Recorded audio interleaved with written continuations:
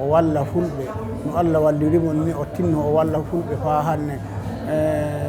Mi yetti Allah waylake wudere heyre, mi yetti Allah kawtal hoore ɗum makko ɗum ɗo laatake wudere heyre nde kowa fu hani pullo fu waɗa tokka wona wiigo tokka. Mi yetti Allah kato wirranno onno ɗum fu ɗum warti ko hiɗɗi, ɗum fu ɗum warti ɗum wala fu amfani e fulɓe, amma o tinno amfani fulɓe o ummani o waɗan on ɗo o tinno Allah wallamo o waɗa ɗum. Assalamu aleykum warahmatullahi wabarakatuh. Sunana Alhaji Muhammad Usaini Sarkin Fulani Buzaye, kuma state chairman. Mi yetti Allah kautal hore na jihar Bauchi.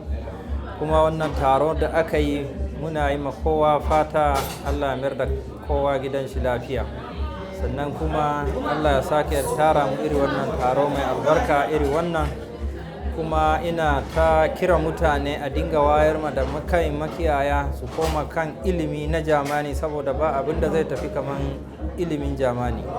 Saboda haka ina godiya ma jihana, kuma ina godiya ma mai girma gwamnan namu. Allah ya saka da alheri. To assalamu alaikum. Sunana Musa Maina Harande, state chairman na Miyatti Allah Kautal Hore Borno State Chapter.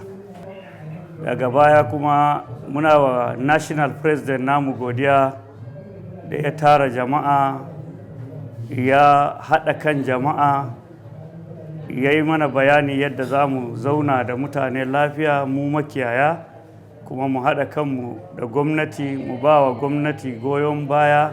Ne mu gode wa shi national president Alhaji Bello Bodejo, ƙoƙarin da yake na haɗa kan Fulani su zauna lafiya da abokanan zamansu, su zauna lafiya da gwamnati, su ba wa gwamnati haɗin kai wajen zaman lafiya. Insha Allah wannan abun za mu gudanar da shi, kuma za mu fahimtar da mutanenmu da yardan Allah.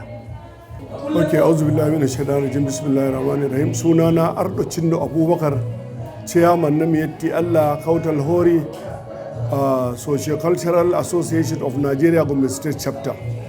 Ina yi wa baƙi da suka zo barka da zuwa, sannan ina musu fatan alheri, sannan ina yi wa wannan ƙungiya namu fatan alheri. Allah ya ba mu haɗin kai da ƙarfin arziki. Allah Ubangiji ya kaɗe mana dukkan wani masifa da hau duk wani sharri da yake bin mu a wannan ƙasa. Allah Ubangiji ya kaɗe mana.